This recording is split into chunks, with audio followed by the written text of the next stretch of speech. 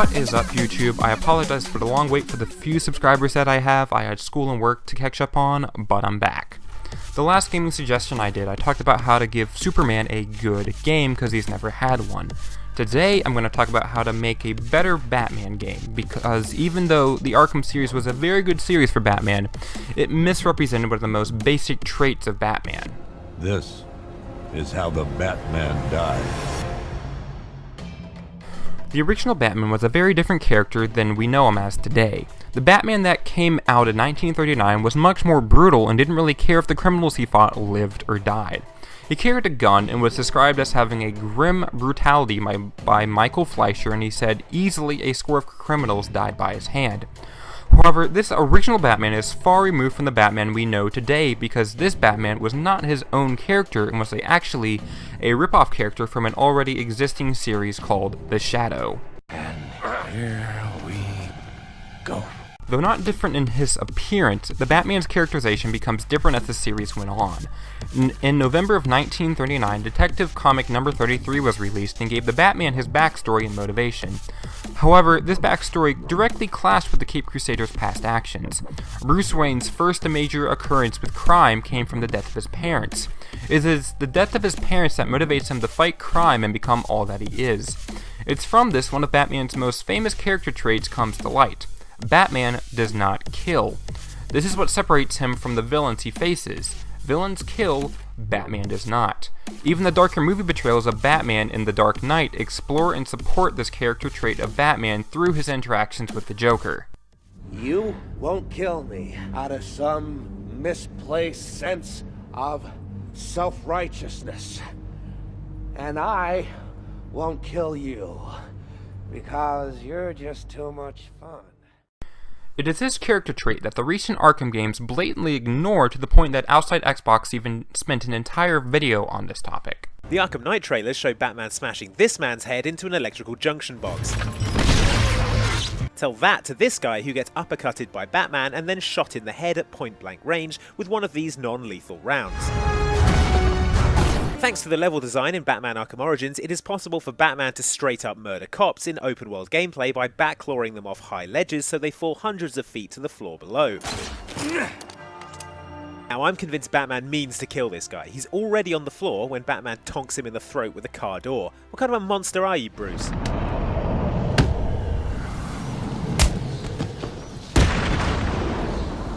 And stay down!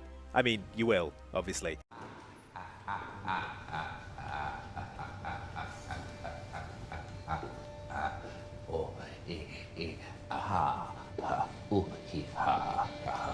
And I thought my jokes were bad. Now, ignoring this doesn't make the games worse. They're still very good games and get the players to feel like they are actually fighting with the power and gadgets of Batman. But adding this would better any future game. In 2012, there was a stealth action game that came out called Dishonored. The game was marked as too easy by critics, but in reality it was how you played the game. Your character is extremely overpowered and has an array of gadgets to choose from. The game is very easy if you decide to kill everyone in your path and simply try to get from point A to point B as quickly as possible. The game is much more challenging when you make your character value human life and are forced to resort to stealth and non-lethal tactics and gadgets rather than killing everything you see. Batman's fighting should have an option of less lethal fighting combos that result in more body blows and grappling rather than car doors to the throat. The reason I say option is because many players like the power they got from the Arkham combat system and how violent it is, and thus any game studio wanting to take over after Rockstar Games might want to still have that violent combat system in some shape or form to please players. Sure, it's violent, but that's the way we love it! Violent, violent, violent! And that's why we love you! Dishonored did the option of playstyle very well. The game doesn't force you to play a certain way, but has realistic penalties for killing people if you decide to play that way.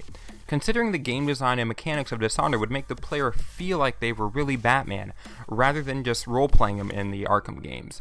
Other than just mechanics, the player should be given the choice in the storyline as well. Now, I know choice is simply an illusion in video games, but one of the things that annoyed me about the Arkham games is something that annoys me about a lot of games. All the major story changes are done in cutscenes, taking control away from the player. Take the ending of Arkham Knight, for example. Scarecrow has been forcibly given his own toxins by Batman. Scarecrow, in his nightmare state, sees Batman as this demon thing, is completely terrified and is rendered useless. Now, I know Batman is restrained, but this was the perfect opportunity for the player to show restraint, like Batman, if the player was given control, to either kill Scarecrow or simply knock him out like the Chief did. And as a final nod to Dishonored, don't tell me you can't see this high chaos ending fitting as a bad ending if you broke Batman's no killing rule enough times. I don't know about you, Corvo, but I've had a lovely time. Intrigue and mystery, butchery and betrayal, the death throes of an empire. And you were an avenging spirit, spreading chaos at every turn. The city's feeding on itself now, liars and merchants and nobles like maggots on a carcass. Soon will be nothing left for the rats.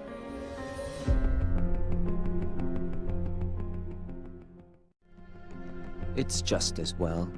The Empire was dying already, completely rotten. All that was needed was the right man to send it over the edge. But now, you'll be off over the horizon on an outbound ship. I wonder, are you chasing something or running away?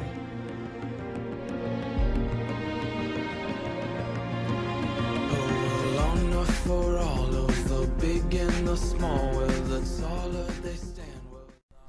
So that's the end of today's video. Can you think of any other ways to better a Batman game? Leave your comments below and be sure to like and subscribe.